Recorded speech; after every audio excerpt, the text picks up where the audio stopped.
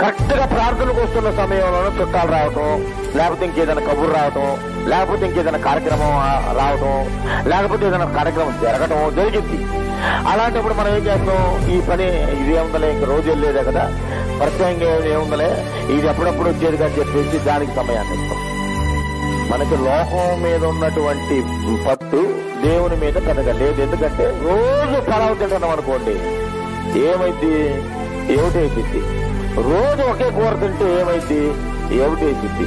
అలాగే ఊహించుకొని దేవుని విషయంలో కూడా రోజు వెళ్ళే ప్రార్థనే కదండి, రోజు ఇదే మాటలే కదండి, కొత్త ఏముందండి అనేటువంటి అవిశ్వాసం. ఒక చిన్నపాటి ఆలోచనే గాని ఆ మాట ఎంత బలమైన ప్రమాదాన్ని నీకు తెచ్చిపెట్టిద్దో నీ విశ్వాసానికి నీకు తెలియక మాట్లాడుతున్నాం మనం అందరం. తెలియక నిజంగా